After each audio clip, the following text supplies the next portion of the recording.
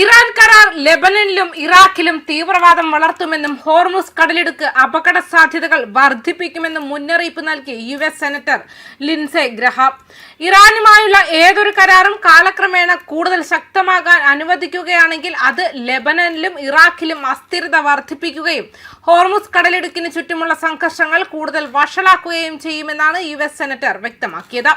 ഇറാനുമായുള്ള കരാർ ഭരണകൂടത്തിന് നിലനിൽക്കാനും കാലക്രമേണ കൂടുതൽ ശക്തമാകാനും അനുവദിക്കുന്നുവെന്ന് മേഖലയിൽ ബോധ്യപ്പെട്ടാൽ ലെബനനിലെയും ഇറാഖിലെയും സംഘർഷങ്ങളിൽ നമ്മൾ ഇന്ധനം ഒഴിച്ചിരിക്കും. ഇറാനെ അതിജീവിക്കാനും ഭാവിയിൽ കടലിടുക്ക് നിയന്ത്രിക്കാനുള്ള കഴിവ് നേടാനും അനുവദിക്കുന്ന ഒരു കരാർ ലെബനനിലെ ഹിസ്ബുള്ളയെയും ഇറാഖിലെ ഷിയ മിലിഷ്യകളെയും സ്റ്റിറോയിഡുകൾ ഉപയോഗിച്ച് ആക്രമിക്കും. എക്സിലെ ഒരു പോസ്റ്റിൽ ഗ്രഹാം പറഞ്ഞു.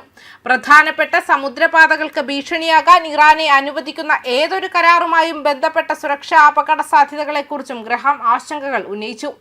ഇറാൻ ഭീകരതയിൽ നിന്നും ഹോർമുസ് കടലിടുക്കിനെ സംരക്ഷിക്കാൻ കഴിയില്ലെന്ന് വിശ്വസിക്കപ്പെടുന്നതിനാലും പ്രധാന ഗൾഫ് എണ്ണ അടിസ്ഥാന സൗകര്യങ്ങൾ നശിപ്പിക്കാനുള്ള കഴിവ് ഇറാൻ ഇപ്പോഴും ഉണ്ടെന്നതിനാലും ഇറാനുമായുള്ള സംഘർഷം അവസാനിപ്പിക്കാൻ ഒരു കരാറിൽ ഒപ്പുവെച്ചാൽ നയതന്ത്ര പരിഹാരം ആവശ്യമുള്ള ഒരു പ്രബല ശക്തിയായി ഇറാൻ കണക്കാക്കപ്പെടുമെന്നും അദ്ദേഹം എക്സിലെ ഒരു പോസ്റ്റിൽ പറഞ്ഞു. ആഗോള ഊർജ്ജ മാർഗങ്ങൾക്കും ഗൾഫ് അടിസ്ഥാന സൗകര്യങ്ങൾക്കും ഭീഷണിയാകാൻ ഇറാൻ പ്രാപ്തമാണെന്ന് കണ്ടാൽ മേഖലയിലെ അധികാര സന്തുലിതാവസ്ഥയിൽ മാറ്റം വരുമെന്ന് അദ്ദേഹം മുന്നറിയിപ്പ് നൽകി. ഇറാൻ കടലിടുക്കിനെ ശാശ്വതമായി ഭയപ്പെടുത്താനുള്ള കഴിവുള്ളവരാണെന്നും ഗൾഫ് എണ്ണ അടിസ്ഥാന സൗകര്യങ്ങൾക്ക് വൻ നാശനഷ്ടങ്ങൾ വരുത്താനുള്ള കഴിവുണ്ടെന്നും കരുതപ്പെടുന്നതിന്റെ ഈ സംയോജനം മേഖലയിലെ അധികാര സന്തുലിതാവസ്ഥയിലെ ഒരു പ്രധാന മാറ്റമാണ്. കാലക്രമേണ ഇസ്രായേലിന് ഇത് ഒരു സ്പേഡ് സ്വപ്നമായിരിക്കും.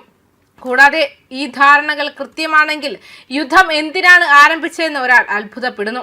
കടലിടുക്കിനെ ഭയപ്പെടുത്താനുള്ള കഴിവ് ഇറാന് നിഷേധിക്കാൻ കഴിയില്ലെങ്കിലും ഇറാനിയൻ സൈനിക ശേഷിയിൽ നിന്നും പ്രദേശത്തിന് സ്വയം സംരക്ഷിക്കാൻ കഴിയില്ലെന്നുമുള്ള ആശയത്തെ ഞാൻ വ്യക്തിപരമായി സംശയിക്കുന്നു. ഇത് നമുക്ക് ശരിയാക്കേണ്ടത് പ്രധാനമാണ്. അതേസമയം സിംബാബ്വേയിലെ ഇറാൻ എംബസി സോഷ്യൽ മീഡിയയിൽ പ്രതികരിച്ചു. ഹോർമുസ് കടലിടുക്ക് തുറക്കും. ഈ വിഷയത്തിൽ നിങ്ങളുടെ ശ്രദ്ധയ്ക്ക് നന്ദി, നല്ല വ്യക്തി പറഞ്ഞു.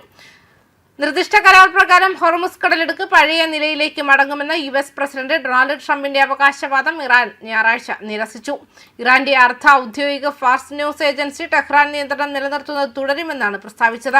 യുദ്ധത്തിന് മുൻപുള്ള നിലവാരത്തിലേക്ക് കപ്പലുകളുടെ എണ്ണം തിരികെ കൊണ്ടുവരാൻ മാത്രമേ ഇറാൻ സമ്മതിച്ചിട്ടുള്ളൂ എന്നും എന്നാൽ സംഘർഷത്തിന് മുൻപ് നിലവിലുണ്ടായിരുന്നതുപോലെ ഒരു തരത്തിലും സ്വതന്ത്രമായ ഗതാഗതത്തിലേക്കുള്ള തിരിച്ചുവരവ് ഇതിന് അർത്ഥമില്ലെന്നും റിപ്പോർട്ട് പറയുന്നു.